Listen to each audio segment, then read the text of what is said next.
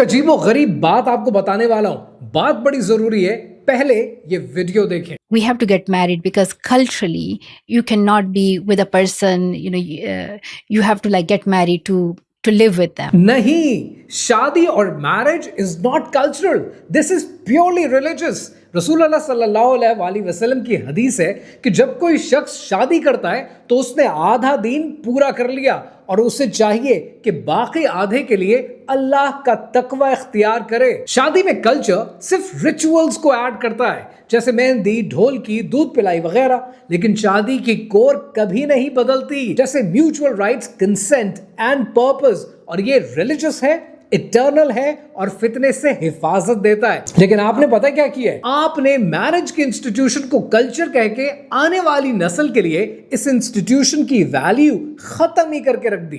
رسول اللہ صلی اللہ علیہ وآلہ وسلم کا ارشاد ہے، نکاح میری سنت ہے اور جو میری سنت سے منہ موڑے وہ مجھ سے نہیں۔ اب آپ کو سمجھ میں آیا کہ کلچر بدلتا ہے لیکن اللہ سبحانہ و تعالیٰ کا احکام کبھی نہیں بدلتا، پر یہ بات تو آپ کسی کو کبھی بتائیں گی نہیں۔ اب ذرا یہ سنیں۔ This has been an institution that has given less to women through history and across the globe. کہاں سے لاتی ہیں آپ یہ ڈیٹا؟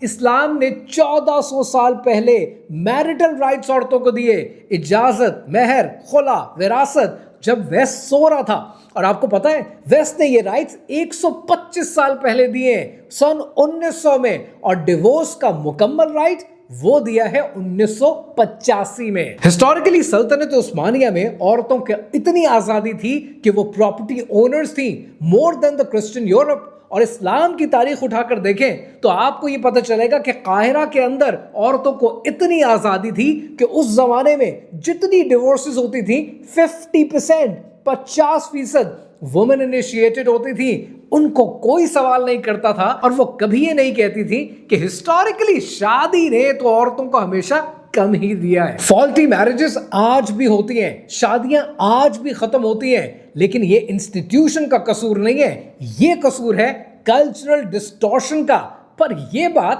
آپ کبھی بتائیں گی ہی نہیں۔